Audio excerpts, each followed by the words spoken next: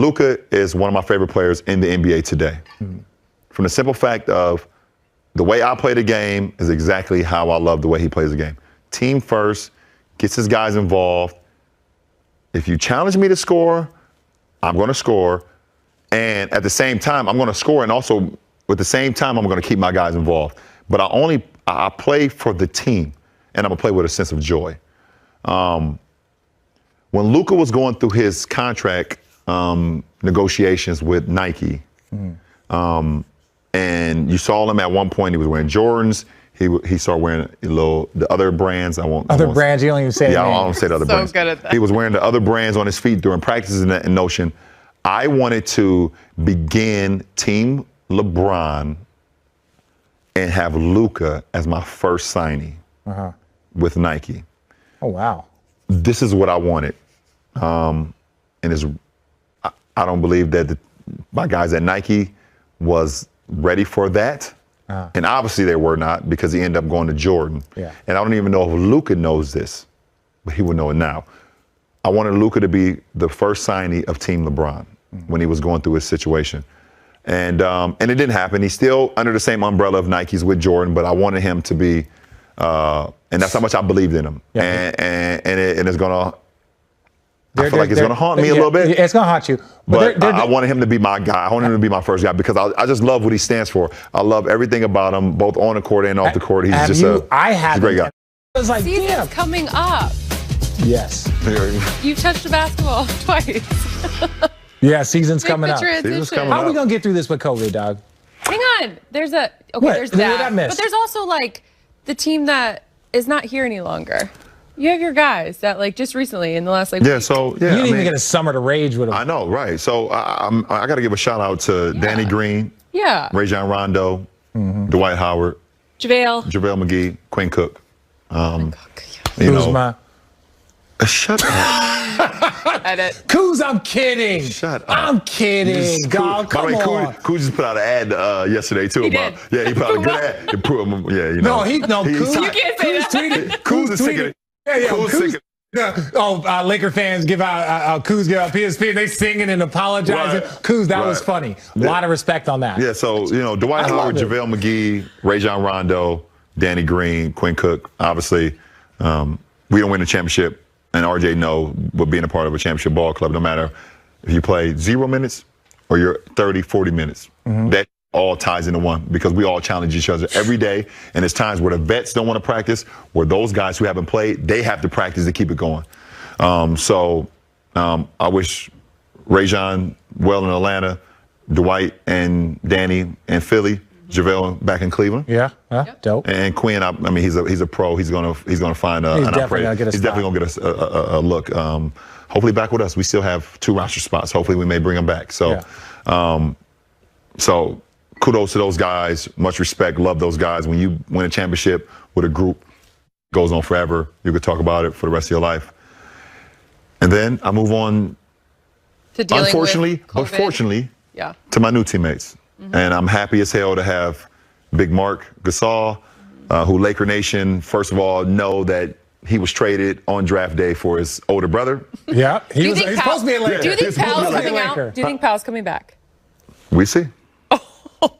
We'll see. Maybe, I mean, we'll see. We'll see. We'll see. We have Mark, who was traded on draft day. Because Mark is going to be in year 20 now, right? Because I played 17. 13. What? Not Mark. I mean, Powell. Powell.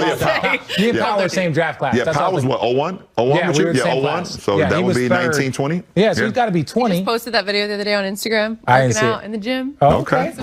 So, happy to have Mark, another champion. Yeah. One with the Raptors 2 years ago, who I've always loved. Yeah. Mark has my Defensive Player of the Year trophy at his house, but but that's no here nor there. No, that's not a knock on Mark. But this is the thing, because sometimes we don't. I love you, Mark. I can't wait to talk about this. We don't pay attention to stuff, but like when you brought that up, or somebody brought it up, and I was like, "What are you talking about, Defensive Player of the Year?" And then I saw that like Marc Gasol didn't receive like any first place vote. No, he was second. First team votes. Yeah. He only received every third team vote, but then that had vaulted him with enough points accumulated to be I was like, I was confused. Look, not that, because this was weird. It's not that Memphis wasn't a great defensive team. They was a monster. They were a monster, but it was like Tony Allen, Zach, him, like Conley. They were loaded, but it was like he got all the credit. And so, like, I didn't know. And I'm glad you brought that up. But continue. But I'm extremely excited to have Mark, nevertheless. Wesley Matthews, who I've loved to compete against. And his father is a former Laker as well. Oh, that's dope. So we got two guys. We got two guys who have family Laker ties. Yeah. And then we get Trez. How Trez is? Now we got Trez. How Trez ended up here with the Lakers? So basically, Braun isn't playing till February. First of all, Trez was the next door neighbor. We knocked on his door and said, "Do you like?" Yeah, he said he felt like the Clippers didn't like what was going on. How did Trez end up with the Lakers? And we landed Trez. I mean, that was honestly like the moment of free agency where everyone was like, "What?" Yeah. Yeah, including some of his teammates. That they actually put that on social media. It's not like I'm making it up. It's, what? We got Trez, who 6th Man of the Year award winner, who's going to help our bench, which we struggle with this past year with our bench, and keeping that up. And then you've got the runner-up. And then we got the runner-up 6th Man of the Year award, and Dennis Schroeder. So that was a pickup. Who I call his nickname. I don't know if you like it or not. We have not had the conversation, but he's Dennis the Menace. Dennis the Menace. Because I love what he brings to the game. His tenacity. He's a dog. You gotta let him go. He gets under the skin. He's a Richard Jefferson, Draymond Green type guy where if he's your teammate, you love out of him. If he's not, you can't stand him. That's not funny, Sonia. Hey, by the way, and Sonia, she understands exactly what I'm saying. If he's your friend, you love him. If not, you're like, oh my God, get this jerk away from me. I love Dennis Schroeder and what they're going to bring to our team. And can y'all repeat? We can. I mean, it's that simple. I mean, we absolutely can. Like RJ said with the Nets, first of all, it all starts with health. Yeah. You have to have some luck. You have to have health. If we can stay healthy, but we did get younger. We got the 27-year-old point guard. We got the 27-year-old 6th Man of the Year award in Trez. We got younger. With Mark. We got Mark, who's a Defensive Player of the Year, and his IQ not only playing against him in the NBA, but also playing against them versus Spain national team. 5. You told us we had 90 minutes. We've gone 210. Yeah, but I mean, what you got? We got the bubble. We got this upcoming season. Season. How are we going to be able to do this? And I don't mean this in a negative sense. I want to talk about. We got 4 Christmas games. We can see that it's progressively getting worse. Preseason game 1 in 13 days. What? Is it really? In 13 days, and LeBron James has touched a basketball twice. Yeah, I think he's going to be okay. It's going to be 3 times that I'll touch this green one right here.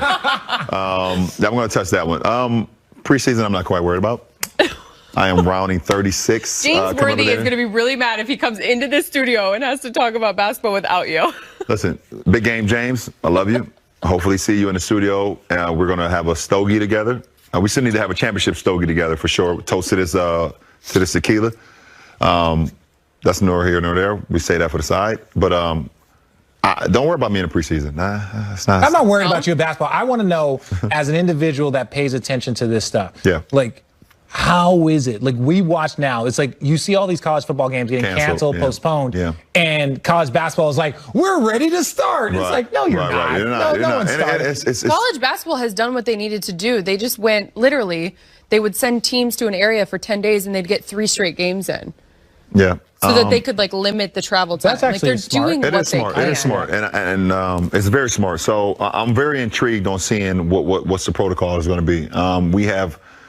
There's been discussions, there's been talks. They wanted to make sure that we can get the season going. Obviously for a lot of different reasons. Money. The biggest reason. But the safety of our players and the safety of our owners and the safety of our GMs and the safety of our coaches and training staff and things. That's more important than anything.